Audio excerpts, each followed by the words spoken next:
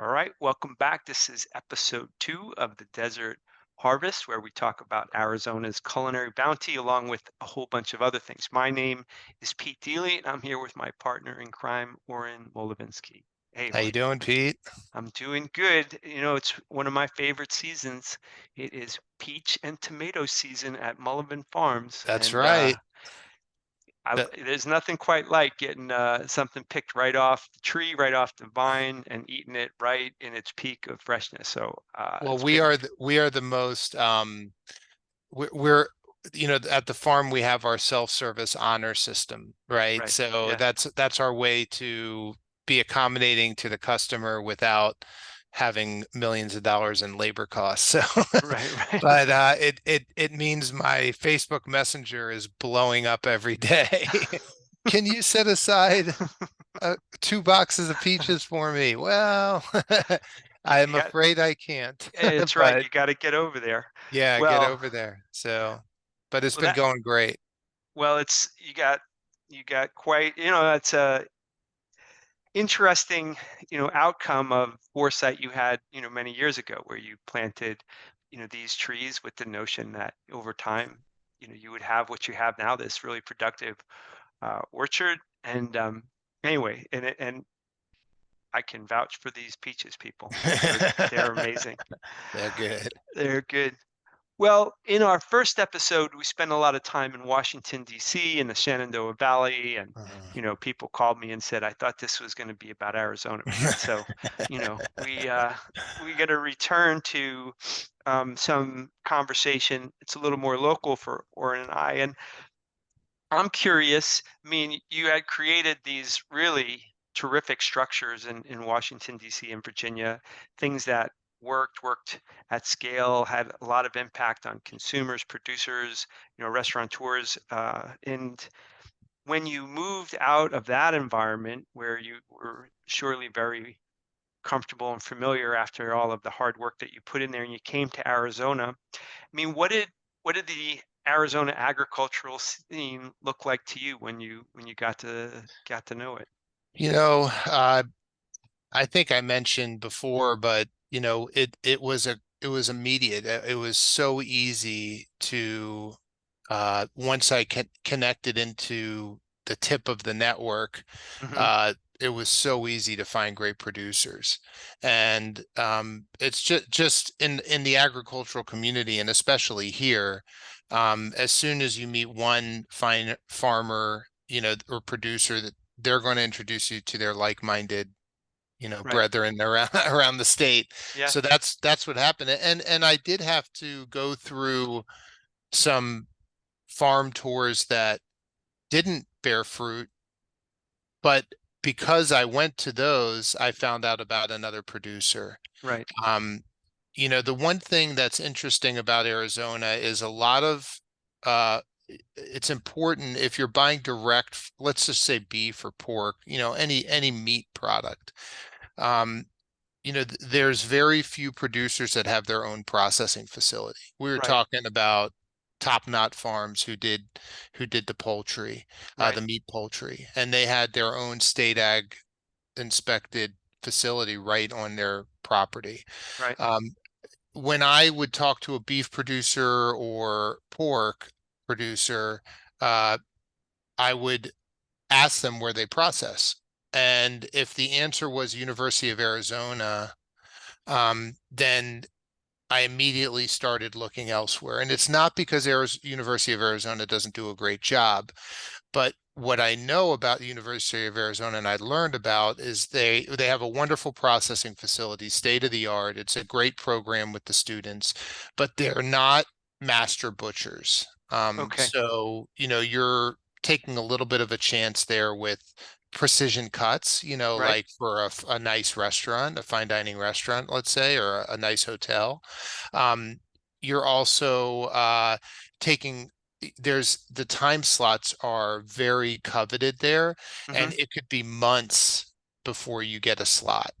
Okay. So from a standpoint of reliability and consistency for the end user, for the chef, the restaurateur, that's kind of a turnoff, is going through a major processing facility like that. Right. So I started seeking out producers that had their own processing capabilities Mm-hmm. and uh, on top of that had their own logistics in place. Right. So a great example of that is Arizona grass-raised beef. I Right. mean, they do it right. The cattle's, if you drive from Phoenix up to Sedona and Mm-hmm. then up to Flagstaff, you see cattle all over around the highway Right. and Cottonwood all the way to Prescott. And it's beautiful. And they're out roaming in the hills. Mm-hmm. And but if you go and hike around there or walk around, you'll see that there's water stations. So there's not a lot of running water around there, like riverbeds or creeks that you can rely on uh, Right. throughout the year. So Arizona grass-raised beef has this huge tract of land that they buy, rent, lease, um, and their cattle roam free, and it grades out as prime in many cases. So this is Mm-hmm. the first time I've ever seen 100% grass-raised beef that's completely out. They're roaming, it's a Right. cowboy operation. So that's Right. all on horseback. Um, but they're processing a lot of beef every week because they have their own USDA processing facility in Prescott, in Chino Valley. Right. So they can process it to your specs. When I had Farm Boy, the restaurant Farm Boy, they would process for me. I would buy half beefs from them, and I went up and worked with their butchers, I mean, these guys are amazing. Mm-hmm. And we talked about exactly how we wanted the cuts for a large smoker. Right. And I wanted large cuts. So they were able to do that for me. As a consumer, when I buy their beef, I want it ready to pull out of the, Right. Right. package and thaw and throw in the grill. So their logistics are very smart. They're frozen, which frozen is a good word in direct to consumer local agriculture. Right. So they're frozen, um, and when you order as a consumer, and it's delivered to your door. So they solve for the logistics because they understood they've been around and they understood that if you don't solve for the logistics, you just have a huge choke point. And as a Right. chef or a restaurateur, those are the questions you want to be asking. So when we talk about the notion of differentiation between the providers, I mean, there's first of all, the difference between something that is processed in a plant that might be built either as a teaching facility or, to go quickly or to go at scale versus a master butcher, where clearly the time differential to butcher something with a master butcher has to be different than something that's running through a University of Arizona Mhm. system. But like, what um, what types of differentiation come out of that vertical integration? Was it primarily in flavor? Was there a huge asymmetry in cost from doing business with them versus doing business with, a more commodity-based provider? Like, how would you describe the differentiation in those products versus maybe a less bespoke process? Well, in the product itself and the quality of the product, if we just speak about that, um, you you know where that product is at every step of the way.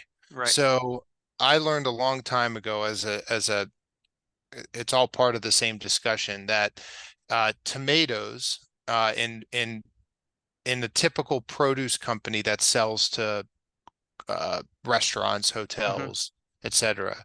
They bring the tomatoes in green, and they put them in a room and inject some sort of gas. Yeah. I Yeah. thought it was hydrogen, but it's a gas, Right. Right. um, which makes them red. It Hmm. turns them red, but they're not ripened, right? Oh, right.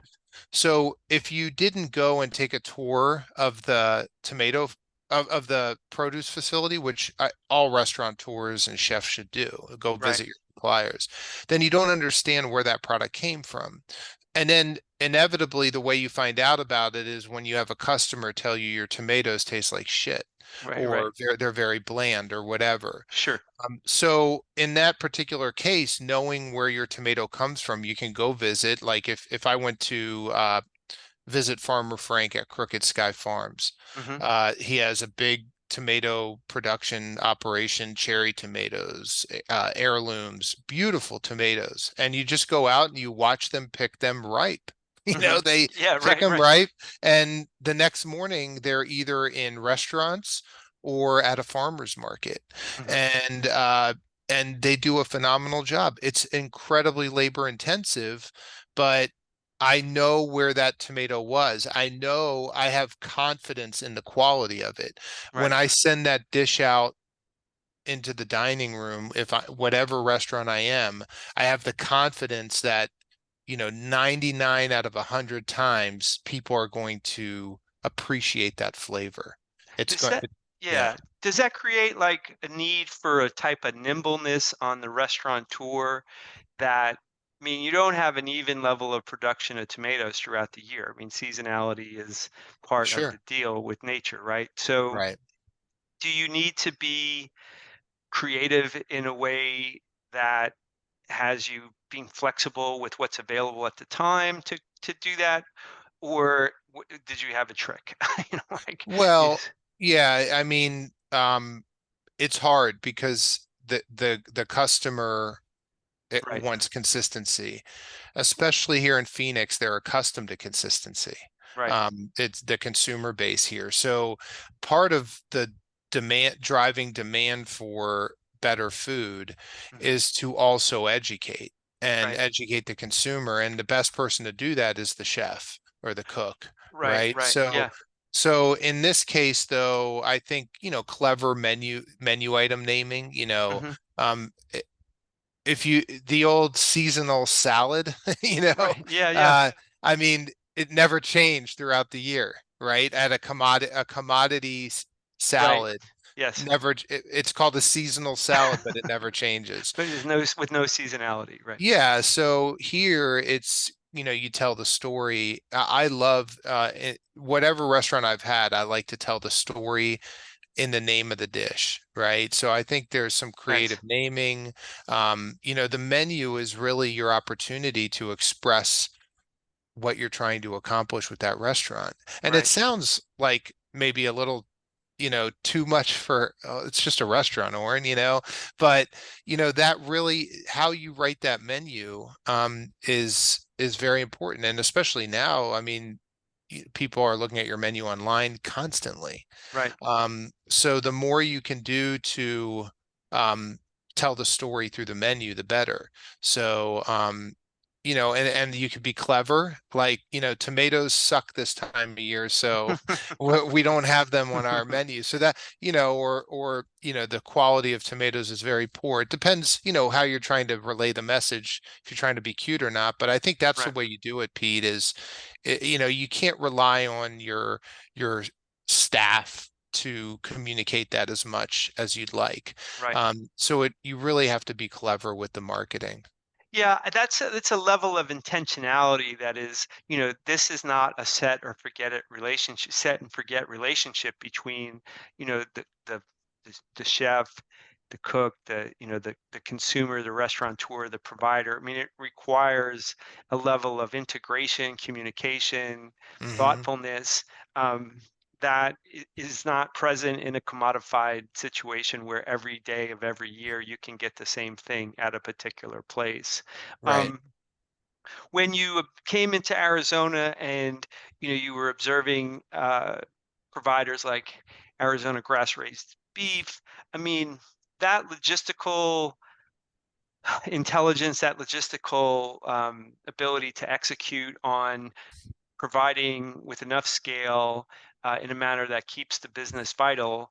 Um, was there any commonalities between the providers that were doing it really well? Is there anything that you might express like, okay, all the guys that did it right had solved this problem in either the same way or with a similar theme?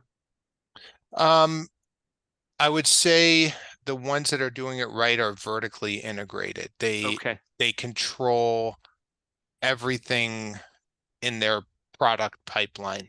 Hmm. There's very little that they don't have ownership of. Okay. And I think what that does is ultimately it keeps costs down. Okay. So, it flies in the face of, you and I both have lived in the corporate world. Sure. So in the corporate world, it's all about, in many cases about specialization and, we only do this part and we outsource these things, because they can do it better than us or more efficiently. In this case, the vertically integrated producer, uh, who owns or has a share of their processing facility, Hmm. that so they're not beholden to the same time restrictions Right. Right. that everyone else is, Hmm. because that's going to be a sales restrictor. I could tell you the biggest turnoff to a restaurateur or a chef, no matter how charming the farm is and how wonderful the product is inconsistent availability. Right. I mean, there's one thing about to be seasonal. Right. Okay, that's communicated in advance. We are not, we have peaches between May and July. Right. That's Right. Yeah. it. Yeah. You're right. So there's no there. We're not buying peaches from anywhere else. That's when they're available. So that's easy to communicate and easy for a buyer to understand and a consumer to understand.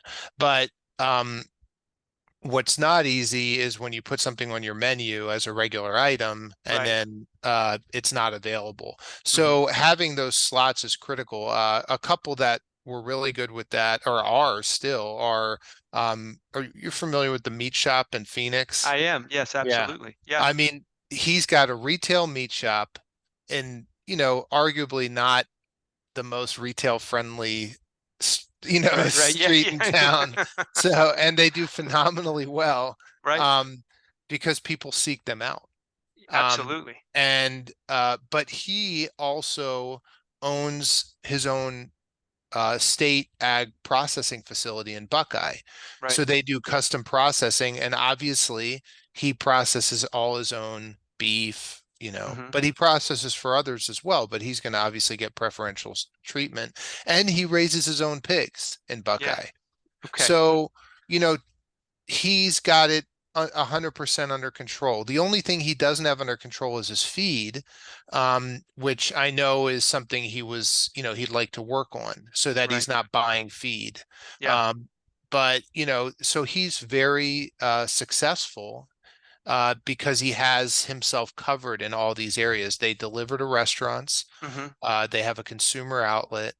Uh, they have when retail is slow, they still have their custom processing business. It's a sharp group, and Arizona grass raised beef has done pretty much the same thing.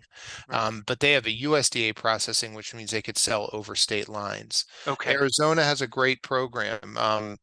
You know, uh, I don't want to speak too much about the East Coast anymore, but one advantage that Arizona has over, say, a state like Virginia is Right. that Virginia doesn't have its own state agriculture processing inspectors. Okay. You That's have to interesting. use federal USDA inspectors. Well, guess what? The federal USDA inspectors are way more expensive for Right. the plant. They're much less available. Right. So unless you're a processing facility or an abattoir with a lot of livestock coming through there, it's hard to get a USDA processor in there, Hmm. or inspector.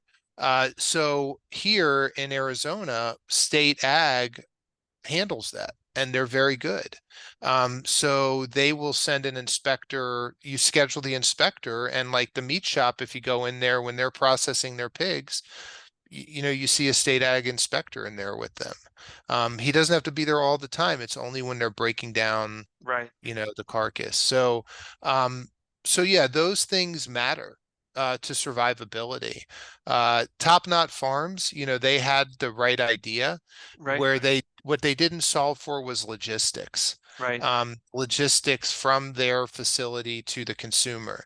And I think that failure in logistics is what ultimately led to them not being able to To buy make it. product. They were Right. relying on food service distributors, Right. which is which are geared towards, commodity, large, you know, large production, and um, they are not nimble enough to do, hey, come pick up 12 boxes of chickens and r- deliver them to these 6 restaurants. It's a right, it's a fortune. right, So, a lot of the winemakers in Arizona self-deliver. right. Um, only when they get to a certain critical mass do they go through a distributorship. So, So, I mean, that's a so the requirement of the types of disciplines that you have to be successful in these, these agricultural communities. There's a lot of things that are their own discipline. I mean, vertical integration to understand what does it mean to have an abattoir? What does it mean to raise the animal? How do you somehow or other then connect to controlling your food pieces? And then how do you also learn about trucking effectively? I mean, it's not mhm, trucking, but it means that same idea. Those are a lot of skills to exist within like a single organization. So mhm, it's it's wonderful in Arizona that we've solved for that. And having had top-notch chicken through, your restaurant, like I more in the fact that those guys didn't make it in a sense mhm, because they were producing really terrific stuff. When you think about changes that smaller producers could make to compete and then thrive, um, what type of advice based on what you've observed would you give? And I want to also ask you because it stayed with me from our last conversation. I mean, do we need in the state something similar from a pure distribution model of, is there a business to connect all of these smaller providers with something that you had with the nonprofit that was running their trucks out to the Shenandoah Valley and bringing them back? I mean, mhm, that solved for that piece of the puzzle for both chef, restaurateur, and producer, and farmer mhm. out there. Um, so what might you suggest to somebody who's trying to figure out how to vertically integrate and not get killed on logistics? Yeah, I mean, to your point, I mean, you can strategic partnership. Yeah. If I think the food hub idea Hmm. was kind of big, maybe 15 years ago, where Okay. it's like we're going to aggregate everything in one area, we're going to have refrigeration, and the buyer will come to us, right? Hmm. And so that I don't know that those have really worked very well. Okay.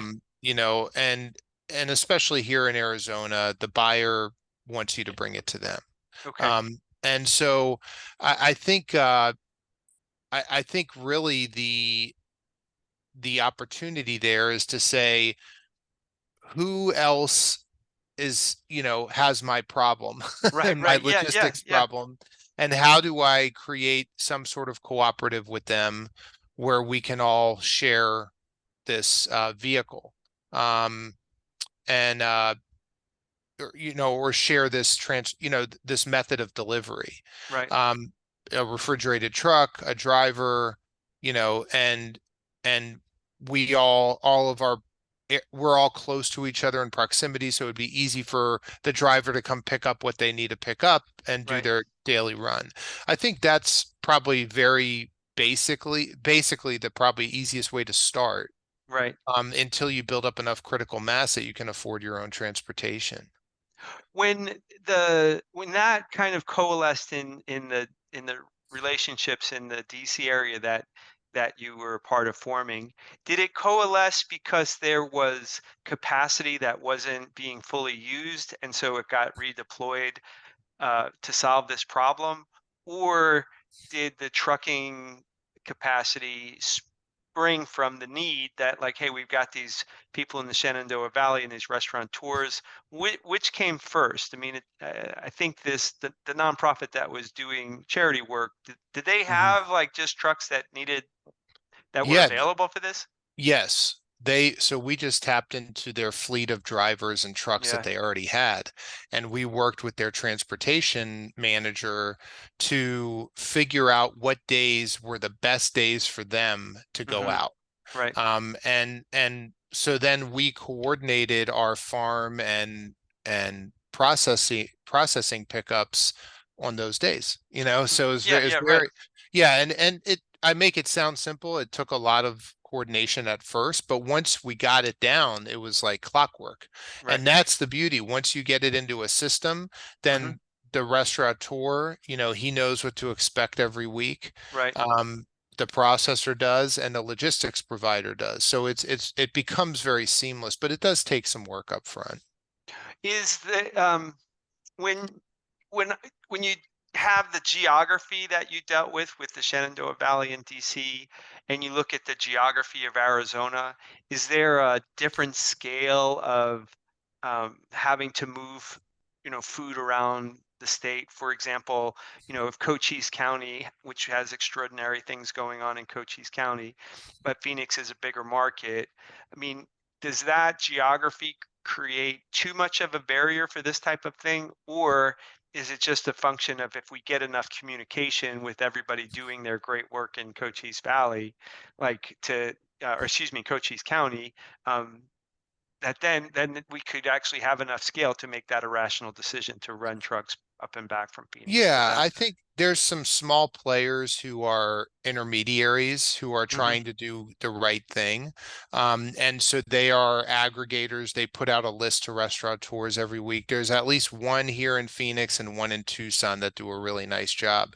Okay. And it might be nice to have them on the show one Oh time. yeah. Yeah, so but like Don Guerra from Barrio Bread, he Right. he he uses the guy in Tucson, and it's escaping my name right now, but I'll make sure to have it for our next episode.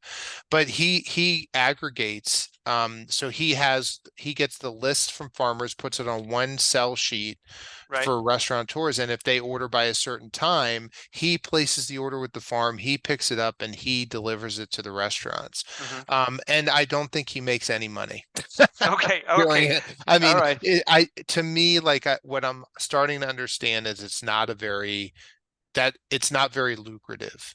Okay. So I think the only way to really keep it lucrative is because he's got to add his piece on, right? Sure. Sure. and and he's trying to keep it cheap so because there's not enough critical mass. So but that guy in particular, I remember a great story about Arizona Wilderness Brewing. Hmm. A micro, I think they called it a microburst, like a storm came through Tucson, and there was a huge peach orchard outside of Tucson. I can't remember exactly where, but this microburst just knocked out all the fruit. It was all on the floor. Oh my God. All ripe peaches. I mean, a huge orchard. Right. My orchard paled in comparison. Right. And so their annual income just went out the window. Wow. So Arizona Wilderness hears about this through this guy and creates a peach uh Yeah. brew, Right. like like a sour or something. Sure. They bought all the peaches at retail price. Wow. So they went and uh, the farmer put together a, group. They harvested them all, and because it was going into a beer, they didn't care what they looked like, Right. if they Right. were Sure. bruised or whatever. Yeah. So obviously they washed them, but Yeah. Yeah. Right. Right. but Yeah. that's a great story about, maybe an orchard that might have gone under, if it hadn't been for that one little, piece. And to me, that's a story of demand generation. I mean, there was an opportunity of sorts that come about through something that would otherwise be seen as tragic. And then in the partnership, in the ecosystem, the restaurateur and the entrepreneur recognizes it as like, oh, this doesn't have to be tragic for either of us. This can actually, Right. we can turn the situation um, into something that benefits both the farmer and the restaurateur. Yeah, and I think finding clever ways to relay that to the guest, to the Right, customer. And if a restaurant is fairly savvy with social media, Arizona Wilderness is brilliant with social media. right. And so I'm sure I could probably look back on their Facebook and Instagram posts, but this was years ago, but I'm sure that they highlighted that, right? Like, here's what we're doing. Uh, here, this is going to be a fun beer. And now, like, people are clamoring for that beer. You Yeah, want to go get that because that's really cool. And I right. think when we talk about, differentiators, that story matters, I believe, as long as it's able to be told in a succinct way. Yes, and that, yeah, I mean that's its own discipline as well. I mean, you're talking about the skill of marketing, and Hmm. that, the when we use this expression like the world converges on the plate, I mean, we mean that in terms of so many different things. I mean, there's so many people that have touched and thought about and, behind the plate that before the food gets there. And it's also a ton of different disciplines that have to be harnessed. And not that any one person needs to master every single discipline, but you have to have the tools to find the people to help you in a economic arrangement between those people that's rational. Um, Hmm. for that. Um, I mean, and by the way, make a note that we need to have Arizona Wilderness on here too. So Absolutely. you know, I, let's hope they're listening, and we got a variety of people. Well, what other success stories from an Arizona standpoint do you have in demand generation? Because in many ways, if the demand is high enough, it feels like a lot of these other problems are easier to solve because there's more in play. For this gentleman who's doing the delivery, it's a thin margin, but if there is more scale to the business, I'm presuming that it takes the pressure off. You're bringing 10 tomatoes, you're bringing 100 tomatoes someplace. That's a Hmm. different economic Yes. arrangement. So, do you have any other kind of obvious demand generation stories that you would share? Well, I think, we were talking about Arizona Wilderness. So, I helped put together a deal with Arizona Wilderness and Dax, our good friend Dax from Oatman Farms, Right? and Chompy's. So Chompy's has Yes. this new production facility, and you'd be amazed. I mean, the baking underworld in Phoenix is Yes. huge. I mean, there is a lot of baking infrastructure here. Chompy's has a relatively small facility, but it's a new facility and it was underutilized. So here's an opportunity. So Dax comes to he gets Arizona Wilderness interested in a pretzel, Right. a regenerative, Yeah. organic grain pub pretzel. Right. And they, comes up with the recipe. It's a great item, right? All the grain grown here in Gila Bend. And so then we put together the production uh plan at Chompy's. And Arizona Wilderness has refrigerated logistics because they transport a lot of their beer around town. Right. So Chompy's produces his pretzel now in a commercial bakery with Dax's grain that they buy at full price because Arizona Wilderness said, we don't want a discounted rate. Right. We're going to charge the customer whatever we need to charge the customer because this is going to be a kick-ass pretzel and we're going to tell the story, which they do Right. a good job telling the story. Well, it's a wildly phenomenal and popular menu item for them. And it's Yeah. great. It's delicious. Yeah. So here it's benefiting Chompy's because it's filling a void in their Hmm. commercial bakery, which allows them to keep the lights on in the bakery. It's fulfilling a great I mean, it's a lot of grain for Dax. Right. And I call it the pub pretzel that could change Arizona agriculture. I That's mean, interesting. Yeah. if we got that pretzel, I don't think Arizona Wilderness would care, but if we got that same pretzel into, all the breweries and, that have restaurants and pubs and made that the pub pretzel of Arizona, I mean, Dax would have to buy another, 10,000 acres to Yes. Yeah. Please break Dax with the demand for his regenerative farming. Right. Like that.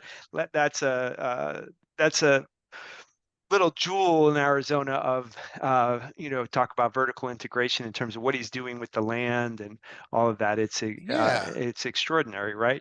Yeah, and Um, so that's a great example of collaboration yeah, between three different entities who solve for the logistics and are utilizing downtime to, keep the cost down. yeah, yeah. And Dax, if you're listening, get ready for an invitation to where, Yeah. we're, um, So it's sort of the same type of maximizing mindset, optimizing mindset that we have in other parts of our economy, but may not have been applied to this segment of our agricultural system that if done so correctly, has like a great outcome for everybody. Can you talk a little bit about though the consumer's experience? Because it seems to me what we're talking about here is an end product that might be extraordinary, but they have to be led to the product, and the Hmm. product can't be it can't we can't rely for the product to do its own marketing. This pretzel can't be sold in a vacuum where the story isn't a part of the sale, in my opinion. So Right. could you describe a little bit about like what that means? Yeah, because this comes down to how do we create demand for Hmm. these products? And so for the consumer, to me, it's about a trusted, uh, Yes. a trusted resource, right? So, Right. I've bumped into you at grocery stores in the past, Right. Right. so Yeah. let's talk about Trader Joe's for a second. Yeah. So I alluded to it in our last episode. Trader Joe's initially started, I just read Joe Colom's book. It's not a good book, Okay. but there's enough good information in there that it was worth muscling through it. Right. But but the the the interesting thing is when they started going away from brand names back in the 70s when they Right. were blowing up in California, they started going away from brand names is when they became more profitable and Right. became more recognized. And the reason they went away from brand names wasn't just because they didn't want to be in that game with the big players like Safeway and all those huge players that have these deep relationships with the big producers and manufacturers like Kraft and all these big Sure. conglomerates. They just wanted to get out of that game. It was mind-numbing for them, and it wasn't profitable. Right. You're constantly getting beat up on price. So they started private labeling, which is now kind of, we know the Trader Joe's of today, 40 years, 50 years later, Right. is we wouldn't imagine Trader Joe's having, Nabisco crackers, Right. Right. like Right. it just, you'd be shocked if you saw that there, but that's Sure. how they started. And so, I think that's a great way to look at it is when I go to Trader Joe's, I know I'm getting quality for a good value. I Right. trust that brand. Right. And so that trust took a long time to build, but now that they've done it and done it very well, they are the highest grossing grocery chain now for decades upon decades per square foot in the country by more than double. Really? Yeah, I didn't by know that. more than double. Okay. And there's an entire economy around Trader Joe's. When they open up a location, which they're known for going into like B or C locations, they're typically not in these high profile centers. Um, they actually drive the real estate market within a 5 mile radius. It becomes a decision maker for people buying a home that there's a Trader Joe's within that radius. It That's wild. actually takes that whole housing community up in value. Right. So so and this is all because they differentiated themselves. So that's a long way of saying, Pete, that I think it's up to the restaurateur to develop a brand or the grocer Hmm. or even the producer to develop their brand so that it's a trust so that when you're going there you're getting something good. Right. You know, you may Yeah. not know exactly where it comes from and you Right. may not even know that it's local.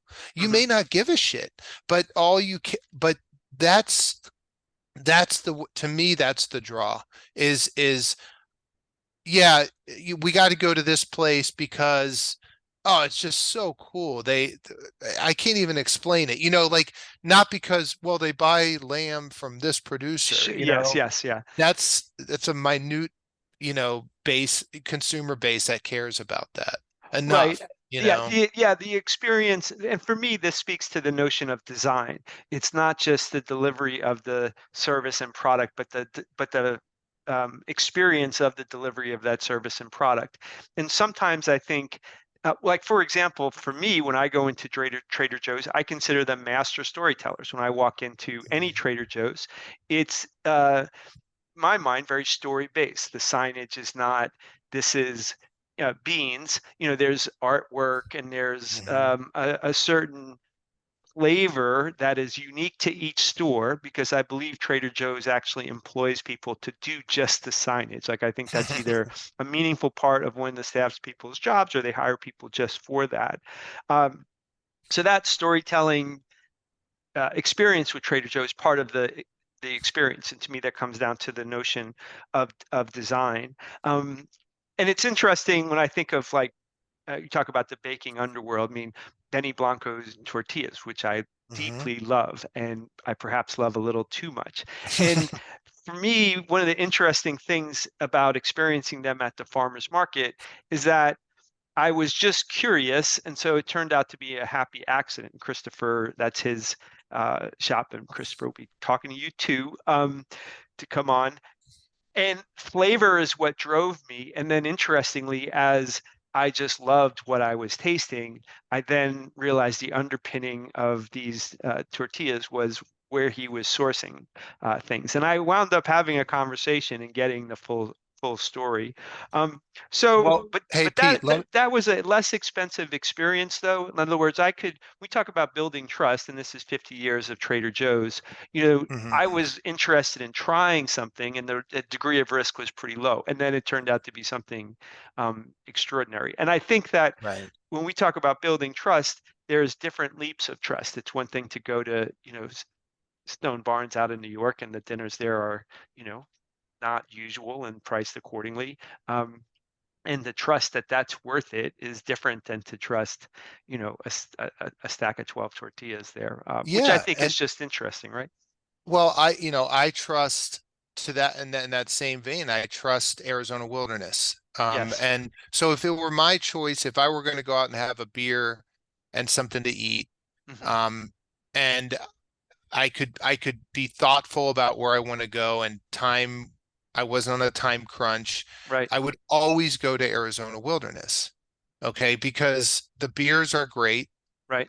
They have the best non-alcoholic beer I've tasted. That's If true. you don't want to have and then on top of that, they've learned a lot and they're doing some great things on the food side with supporting local ag. Hmm. A great story about them is when I first met the owners, who are great guys, I actually met them through their director of operations because I had eaten there one time, and I'm sitting here thinking these guys have got it dialed in. They got this whole local thing going. They're great. And then I asked the server, there's two different burgers on the menu. Hmm. There's their regular burgers and then there's a local burger, Hmm. right? So I said, "Can you explain the difference between these?" And she said, "Well, one's our Cisco burger. Our the main one is our Cisco burger." And she was associating it because she saw the Cisco food service delivery truck Yeah, that's that bought the ground beef in for that burger. So she literally called it the Cisco burger, which you couldn't be more of a commodity menu yes, right, item right, when right, like there's nothing more saying this is a commodity burger. right, It was actually quite comical. And then I mean, I'm not making fun of her. She didn't know any better, right? right. So, and then, so I asked them, I called them afterwards. I said, why do you have this local burger? Like they were grinding up the steak cuts and all Yeah, this. I said, yeah, right. what's going on? And they said, well, that producer, we've been trying to help him out. It was the only cattle producer they had met. So Right. they just figured he's the only one, right? They're That's pretty it. new. So he can only process the whole beef. He can't sell them just the ground beef. And so they were like, well, we can't use the steak because we would run out of it in like a day, Right, right? Or a half a day. right. So they just said just grind it all. So it was like this $400 burger. It was very Yeah, expensive right, right. Yeah, and very inconvenient. So we introduced them to Arizona grass-raised beef, and the rest is history. They've right. never had to worry about that again. Yeah, And it's not to say that we want to take business away from that small producer, but he's not there to service a restaurant like Arizona Wilderness. right. That original producer they were using is really there for their community. Hmm. That's where, I mean, I buy half beefs. I have a freezer and Right, I don't buy the whole, they break it down and it comes in steaks and 1 pound packs of ground beef.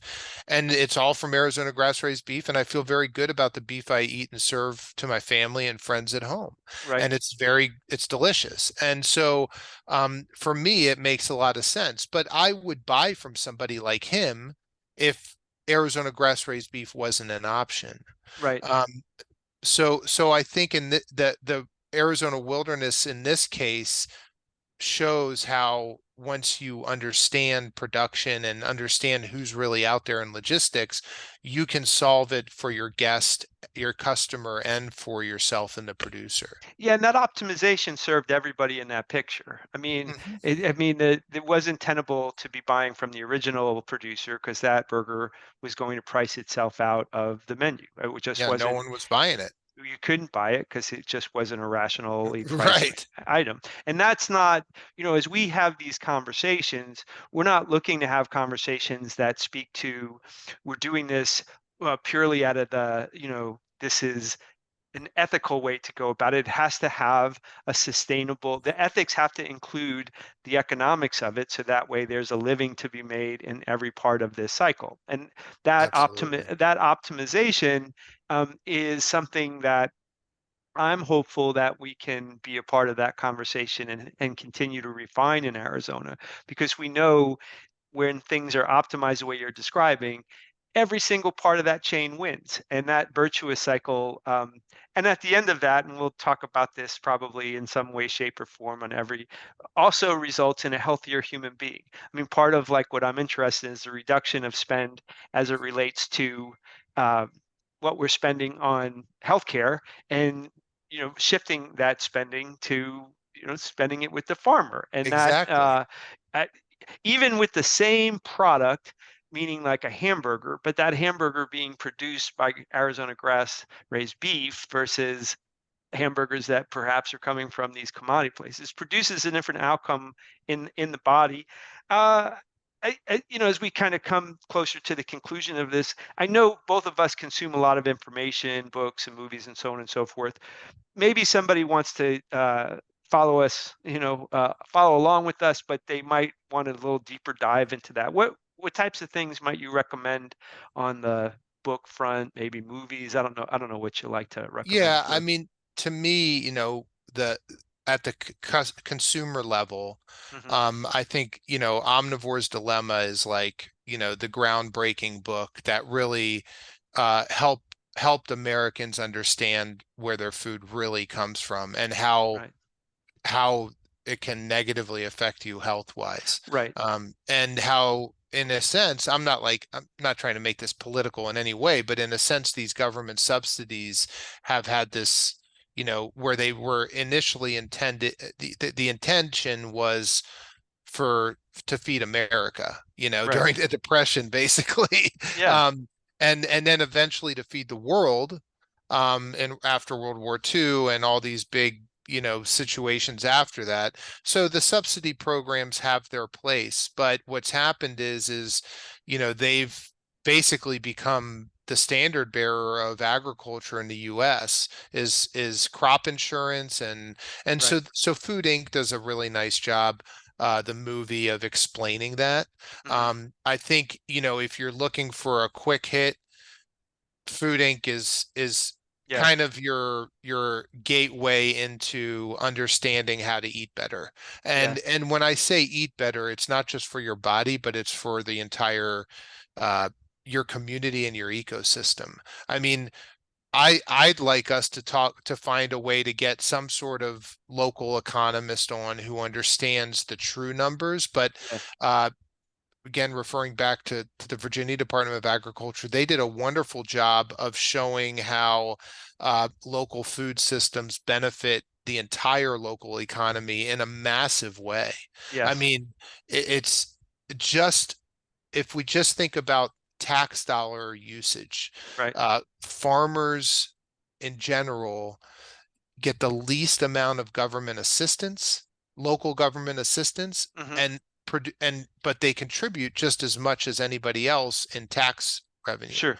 So one could say that great agriculture in rural areas surrounding suburban and urban communities is really funding infrastructure in those suburban and urban communities through their tax dollars. So that's just another really, I mean, really amazing uh, avenue for us to kind of delve into, Yeah. like, Yeah. there's so much there. Uh, and so health,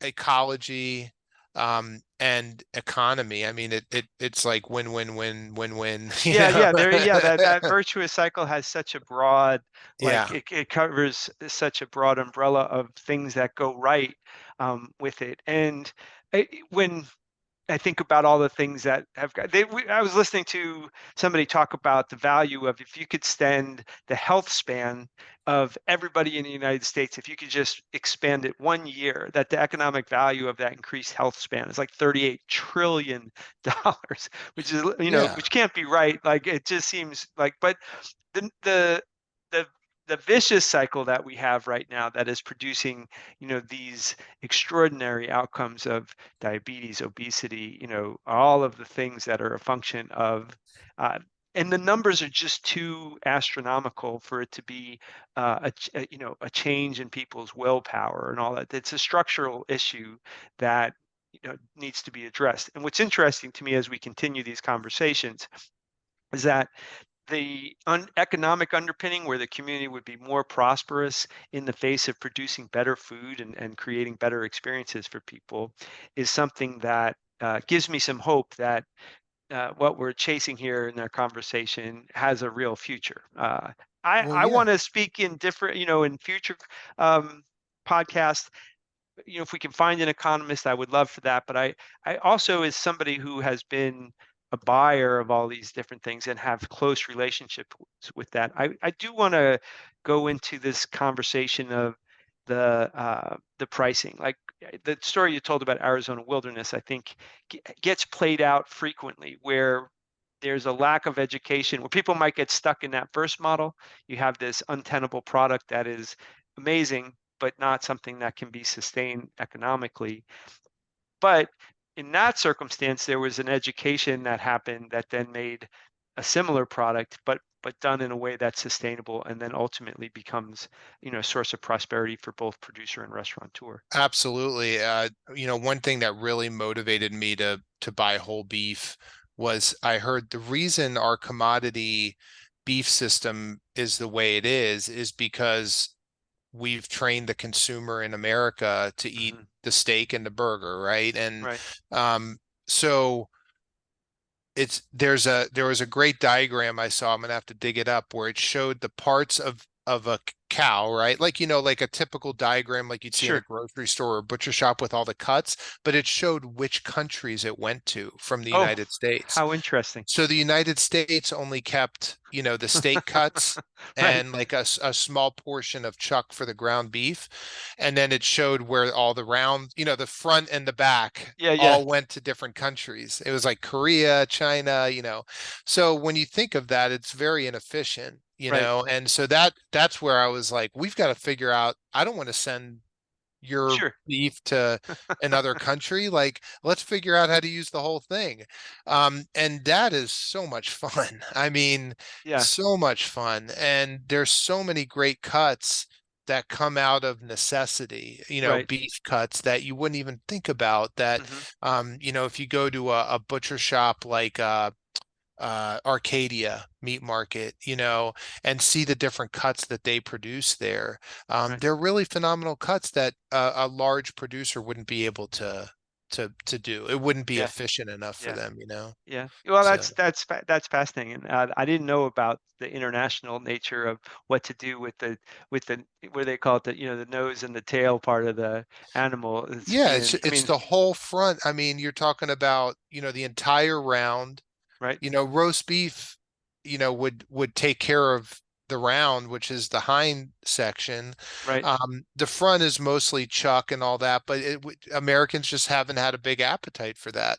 right, Koreans have a huge appetite for it, but now that hmm, Korean cuisine is picking up steam here in the US, right, you know, maybe we're keeping a little bit of that more in-house, yeah, I'm not saying, I'm not poo-pooing exporting, but right, it right. doesn't make sense when you're exporting out of necessity, because you can't sell that product to your own, Yeah, your own community. citizens. Yeah, yeah. There's no way that that's an optimized system where No. you're taking something, putting it on some shipping container, flying it or sailing it, Crazy. or it's Talk about crazy.